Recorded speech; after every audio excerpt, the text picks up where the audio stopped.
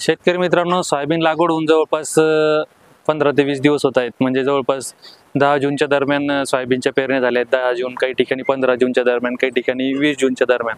काही भागामध्ये अजून सुद्धा पेरण्या चालू आहेत. परंतु आपण या ठिकाणी हा व्हिडिओ आज त्या अनुषंगानं बनवतोय की जे की सोयाबीनचं पहिल्या 25 ते 30 दिवसामध्ये काय नियोजन असायला हवं. कारण की या 30 दिवसाच्या नियोजनावरतीच आपलं सोयाबीनचं पुढचं जे 100 दिवसाचं पीक आहे ते अवलंबून असतं. कारण की सुरुवातीच्या काळामध्ये जर योग्य व्यवस्थापन केलं तर आपल्याला चांगल्या प्रकारचं उत्पादन त्या ठिकाणी मिळू शकतं. सोयाबीन पिकामध्ये प्रामुख्यानं आता पेरणी झालेली, त्यामुळे सर्व शेतकऱ्यांनी शक्यतो बीज प्रक्रिया करून पेरणी केलेली असेल असं आपण मानू.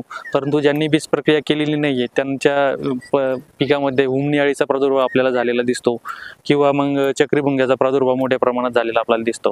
तर त्या अनुषंगाने अशा शेतकऱ्यांनी लवकर फवारणी करणं गरजेचं आहे. सोयाबीन पिकामध्ये महत्त्वाच्या ज्या गोष्टी आहेत तर ते सुरुवातीच्या काळात तण नियंत्रण असेल, त्यानंतर कीड व्यवस्थापन असेल आणि जे वाढ व्यवस्थापन असेल, या 2-3 गोष्टी महत्त्वाच्या आहेत. तर तण नियंत्रणाच्या दृष्टीनं आपण जे बघू की सोयाबीन पिकामध्ये उगवणी पूर्वचे तणनाशक जर वापरलं असेल तर शक्यतो 40 दिवसापर्यंत आपल्याला तण उगवत नाही. परंतु काही वेळा काय होतं की त्याचे रिझल्ट नाही आले तर आपल्याला त्या ठिकाणी तण उगवलेलं दिसतं. अशा परिस्थितीमध्ये आपण पोस्ट इमर्जन्स हार्बिसाइडचा सुद्धा वापर करू शकता. जे उगवणी पश्चात वापरले जाते आपण त्या ठिकाणी वापरू शकता. आणि ज्या शेतकऱ्यांनी उगवणी पूर्वीचा तणनाशकाचा वापर केला नसेल तर अशा शेतामध्ये बऱ्यापैकी तण जर उगवला असेल तर आपण पेरणीनंतर 15 दिवसानंतर ते 25 ते 27 दिवसापर्यंत तणनाशकाची फवारणी आपण करू शकतो. बऱ्याच शेतकऱ्यांचा प्रश्न असतो आपण कधीपासून कधीपर्यंत तणनाशक वापरलं पाहिजे. तर त्यामध्ये महत्त्वाचा मुद्दा जो आहे तर पेरणीनंतर 12 दिवसानंतर आपण कधीही तणनाशक वापरू शकतो. तर ते 25 ते 27 दिवसापर्यंत. 27 दिवसानंतर जे आहे तर सोयाबीनमध्ये तणनाशकाचा वापर आपल्याला टाळायचा आहे. कारण की काय होतं की 30 ते 35 दिवसानंतर सोयाबीनला फुलं लागायला सुरुवात होतात. त्यामुळे रिप्रोडक्टिव्ह स्टेज चालू होते. त्यामुळे आपल्याला त्या ठिकाणी ते तणनाशक वापरल्यास आपल्याला त्याचा दुष्परिणाम दिसून येतो. त्यामुळे आपल्याला तणनाशक वापरताना काळजी घ्यायची आहे की 12 ते 25 दिवसाच्या दरम्यान म्हणजे 27 दिवसापर्यंत आपण त्या ठिकाणी वापरू शकतो. त्यामध्ये आपल्याला मार्केटमध्ये जे तणनाशक आहेत तर त्यामध्ये तणनाशक जे आहे तर ते आपण बघू शकतो, जे आहेत आपण ते वापरा. आणि त्याच्यासाठी आपण एक सेपरेट व्हिडिओ बघू कोणते तणनाशक आपण वापरले पाहिजेत. तर दुसरा जो मुद्दा आहे तर तो महत्त्वाचा मुद्दा आहे, सोयाबीन पिकामध्ये चक्रीभुंगा आणि खोडमाशीचा मोठ्या प्रमाणावर प्रादुर्भाव होत असतो आणि तो सुरुवातीच्या काळात होत असतो. कारण की चक्रीभुंगा हा जो किडी आहे तर हा सुप्तावस्थेमध्ये जमिनीमध्ये असतो आणि खोडमाशी सुद्धा सुप्तावस्थेत जमिनीमध्ये असते.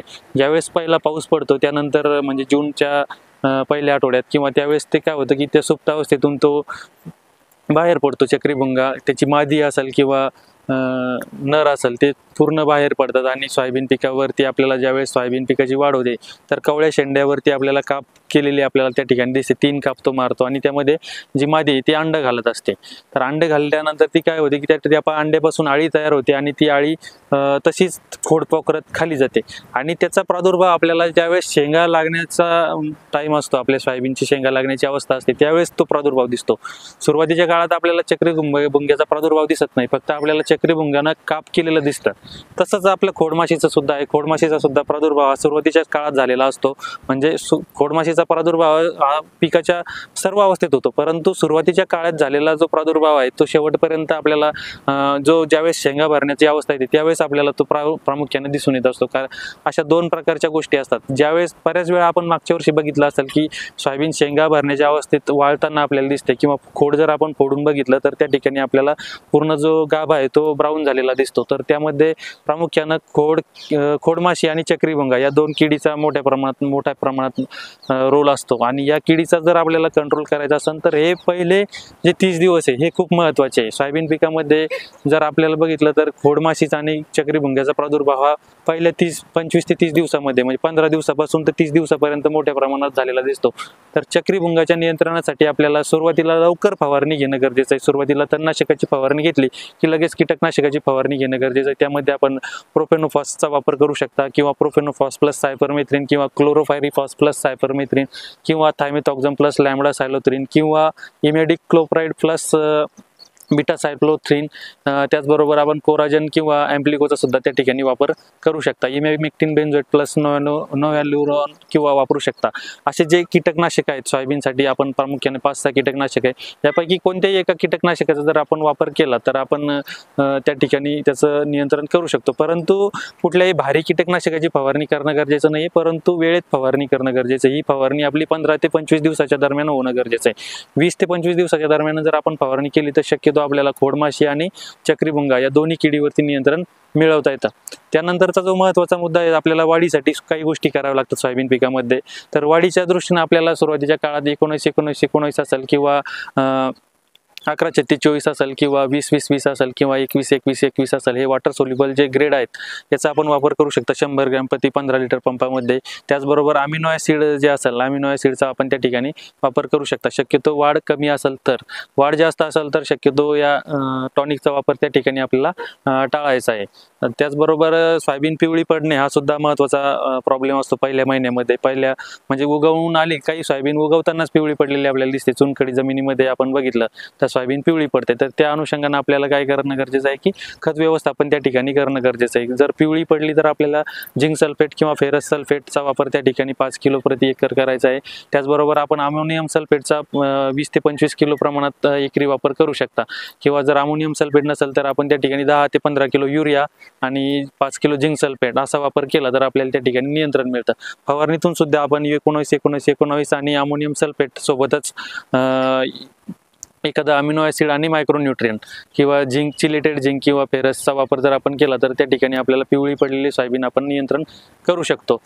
खत व्यवस्थापनाच्या दृष्टीने बऱ्याच शेतकऱ्यांचे प्रश्न असतात की सोयाबीनला खत द्यावं की नाही द्यावं, पेरणी करताना खत दिलेलं आहे नंतर द्यावं की नाही द्यावं.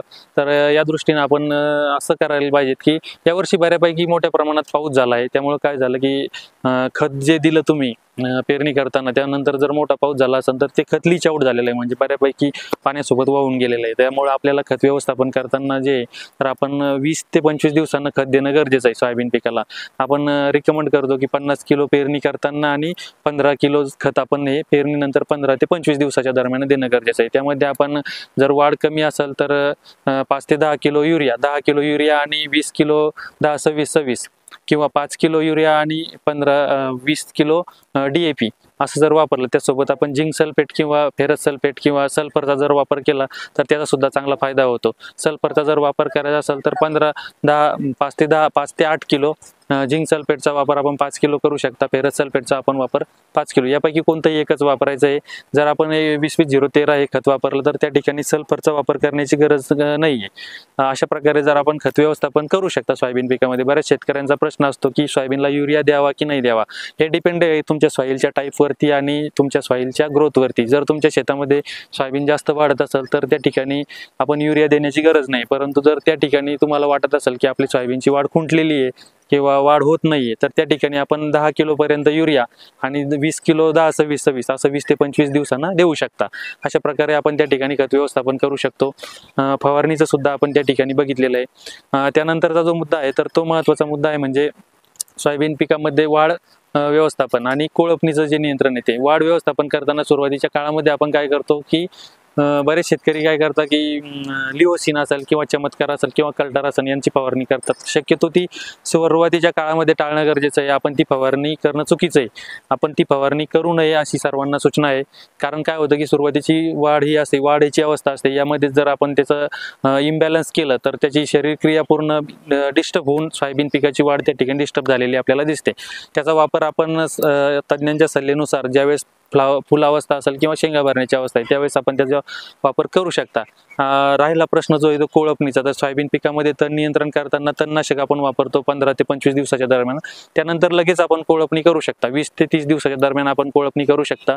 30 दिवसानंतर शक्यतो कोळपणी करणं टाळायचं आहे आपल्याला, कारण की सोयाबीन पिकामध्ये काय होतं की 35 दिवसात फ्लॉवरिंग सुरू होते. जर आपण कोळपणी 30 दिवसानंतर केली तर त्या ठिकाणी मुळं तुटण्याची शक्यता असते आणि जे न्यूट्रंट अपटेक आहे त्याच्यावर त्याचा परिणाम होतो, म्हणजे अन्नद्रव्य उपलब्धतेवर त्याचा परिणाम होतो आणि आपल्याला त्या ठिकाणी सोयाबीन पिवळी पडलेली किंवा सोयाबीनची वाढ खुंटलेली दिसून येते. त्यामुळे काय करायचं की कोळपणी करताना 20 ते 30 दिवसाच्या दरम्यान कोळपणी करायची. 30 दिवसानंतर कोळपणी आपल्याला सोयाबीन पिकामध्ये करायची नाही. शेवटची कोळपणी ज्यावेळेस आपण 30 दिवसाची करतो त्यावेळेस आपण काय करायचं की कोळप्याला थोडी दोरी बांधायची आणि सोयाबीन पिकाला भर घालून घ्यायची, जेणेकरून जे जास्त पाणी होणार आहे ते शेताच्या बाहेर चालले जाईल आणि आपल्या पिकाला त्यामध्ये मूळ स्थानी जलसंधारण होऊन अन्नद्रव्यांची जी उपलब्धता ही चांगल्या प्रकारे होईल.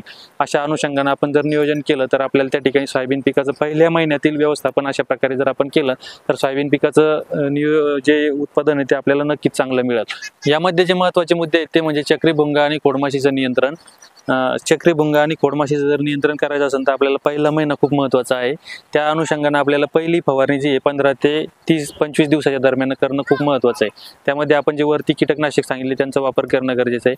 त्यानंतर तण व्यवस्थापन करताना आपल्याला काळजी घेणं गरजेचं आहे. तणनाशक जे वापरायचं आहे आपल्याला ते 30 दिवसानंतर सोयाबीन पिकामध्ये 27 ते 30 दिवसानंतर आपल्याला वापरायचं नाही. आणि कोळपणी करताना सुद्धा आपल्याला काळजी घ्यायची आहे की 30 दिवसानंतर कुठल्याही प्रकारची कोळपणी सोयाबीन पिकामध्ये आपल्याला करायची नाही. त्याचबरोबर पिवळी पडलेली असेल तर त्या अनुषंगाने आपण सुरुवातीच्या काळामध्ये खत व्यवस्थापन करणं गरजेचं आहे. त्यामध्ये झिंक सल्फेट असेल किंवा फेरस सल्फेट असेल किंवा सल्फरचा वापर असेल, त्याचबरोबर अमोनियम सल्फेट किंवा युरिया. त्याचबरोबर खत व्यवस्थापन करताना सुद्धा आपल्याला काळजी घ्यायची, जर आपल्या सोयाबीन पिकामध्ये वाढ होत असेल आपल्या शेतामध्ये सोयाबीन पिकाची तर खत दिलं नाही तरी चालेल, पण जर वाढ खुंटत असेल किंवा वाढ कमी वाढत असेल तर आपण त्या ठिकाणी 10-26-26 आणि युरियाचा वापर त्या ठिकाणी करू शकता. अशा प्रकारे जर आपण सोयाबीन पिकाचं नियोजन काटेकोर पद्धतीनं जर केलं तर आपल्याला नक्कीच चांगलं उत्पादन सोयाबीन पिकाचं भविष्य काळात मिळू शकतं. आणि अशाच सोयाबीन पिकाच्या नवीन नवीन व्हिडिओसाठी आपल्या चॅनलला तुम्ही सबस्क्राईब करा, लाईक करा आणि शेअर करा. धन्यवाद.